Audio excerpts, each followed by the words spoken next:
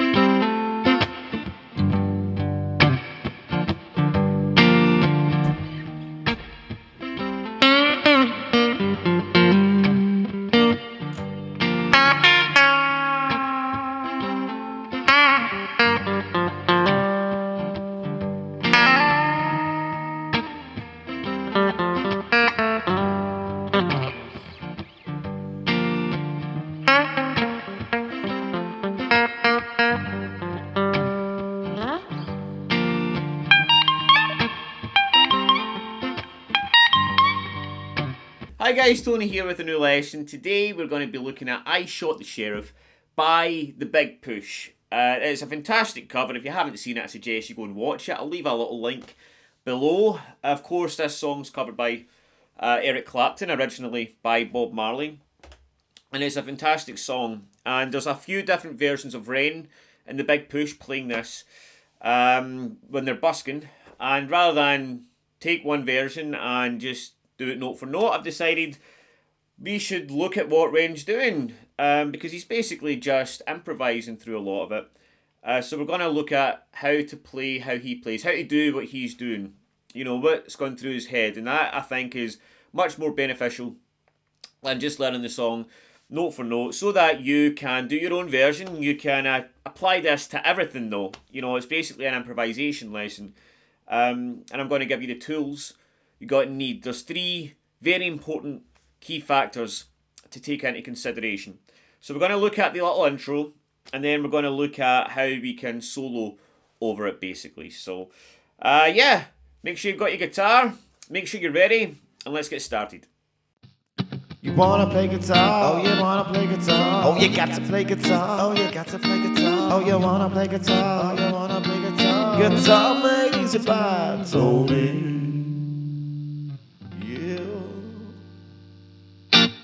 Okay, so I'm going to start off by saying that this really is an intermediate lesson, alright? Because Ren's using a lot of Jimi Hendrixy kind of stuff, which is it's difficult, alright? And it takes a while to get the muscle memory under your fingers. I'm not saying if you're a beginner, don't try it, because that's how I get better, is by trying songs that were far too hard for me.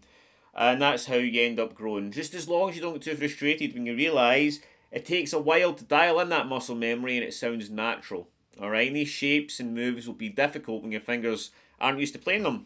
Okay, so, anyways, let's go over the little intro. Now, it's not exact, but it goes something like this.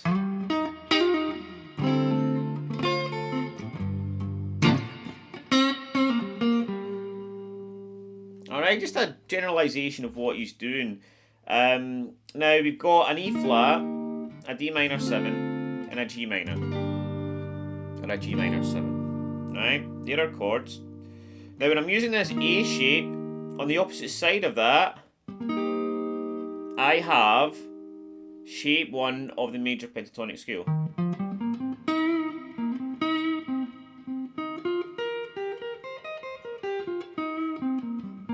Which means I can do this kind of move here, and you notice here that I'm sliding up and using the 9th fret, or the 10th fret, sorry, of the A rather than here. It's the same chord, just a different inversion of it. I've not got the root on the A string anymore. It works just fine, and that means I do this kind of cool move, which is a lot of fun. Right? So rather than play an E flat like that, I could do and embellish it like that, okay? And then get into a D minor 7. I can hammer on like that, just bar the 5th fret, and hammer onto the shape. And then embellish it again by getting the high E on the 8th fret. And then into my G minor or G minor 7. I prefer the minor 7, to be honest. And then we've got shape on of the minor pentatonic scale there, which means I've got some cool licks on my doorstep. Alright, so that's really it, and it's just really to play around with that again, so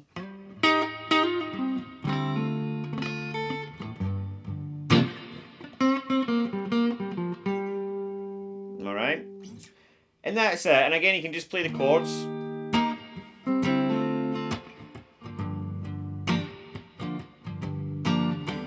when you're singing.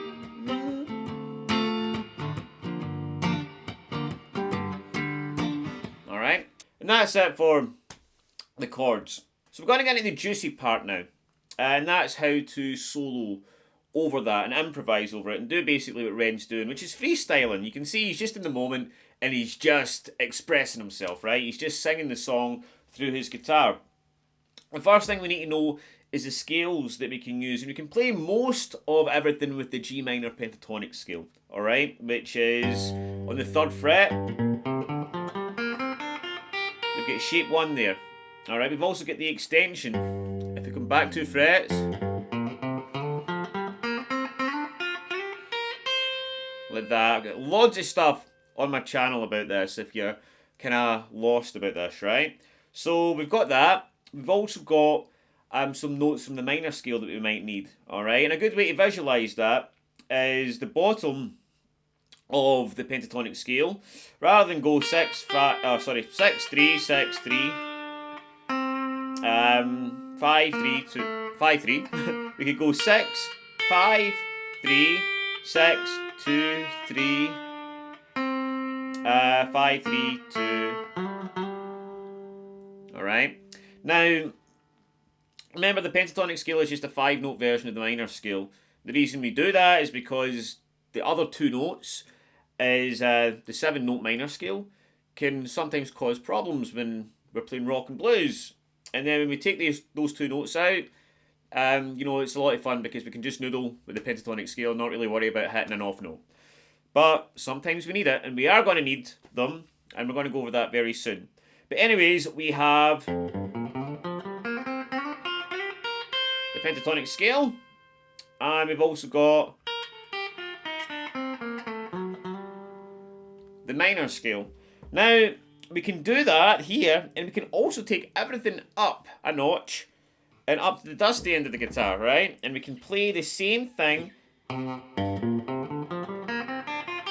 on the 15th fret, which means we've got the extension up here. Exactly the same. Whatever you can play here, you can play up here. If you think about it, the big guitar, small guitar. Alright. Anyways, the other scales we can use, and that's the first thing you need to know. So the next step that I normally take when I'm improvising is picking out the melody, using the scale and see where I can find those notes first, alright? Which isn't to sound anything fancy, just let's see if I can sing the notes with the guitar. So, da-dum-dum, da-da-dum-dum. Alright? So right away, I've got that, and that's what I want you to do. I want you to try and figure it out, this song.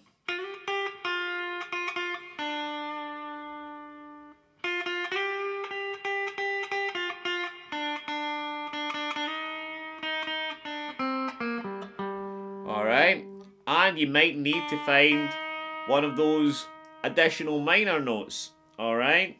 So I want you to do that rather than teach you the notes.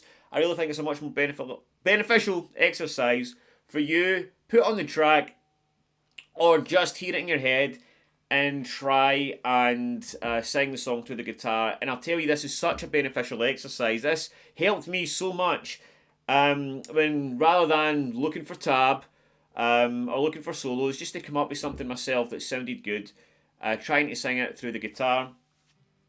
And you'll grow so much faster and better if you're able to do that. And it doesn't need to sound exact. Remember, you are doing your own version of it, so it doesn't need to be exactly as it is. As long as it sounds good to your ear, that's all that matters. Alright, so the next thing we're going to look at is how we can take that knowledge, right? We can take the scales, we can take the melody, and then we can make it our own, right? We can be expressive with it, which means we can use some techniques with the guitar to embellish upon the melody and make it something a little bit more pizzazz. Okay, now what we can do a few simple things. For example, we can, rather than play like that, we can use bends. So I can bend up to this note.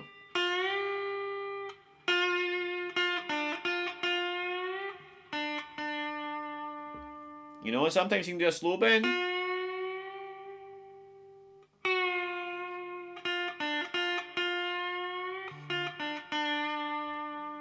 Alright, use a little bit of a vibrato as well.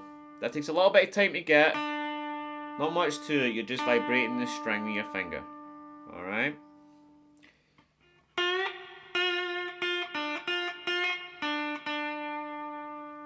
Alright. And then we can also speak in between the sentences, right?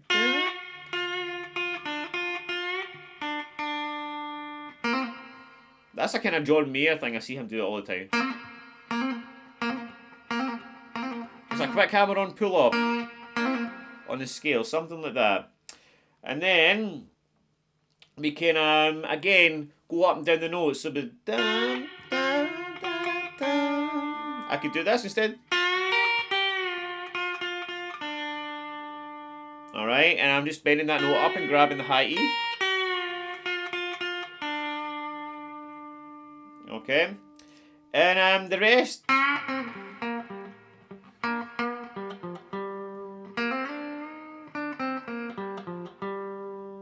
Is just practicing, finding the notes, bending into them, and then adding my own kind of touch to it. And also, your touch with the guitar is important, so you're not always play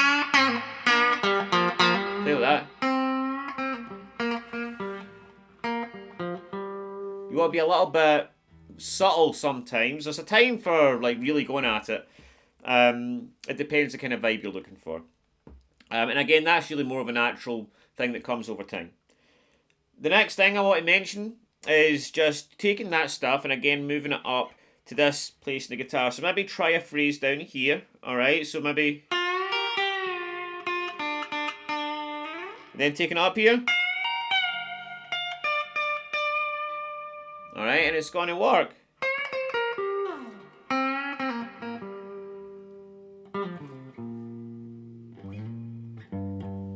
Alright. And that's it. You know, again, this isn't a lesson for beginners. It's more of a theory class more than anything else. And it's about taking these techniques and practicing them and doing your own thing with them. And again, that's the tools you need. There's no quick fix for it. You're just going to need to get the backing track on and start jamming. Alright guys, take it easy and I'll see you soon with a new lesson.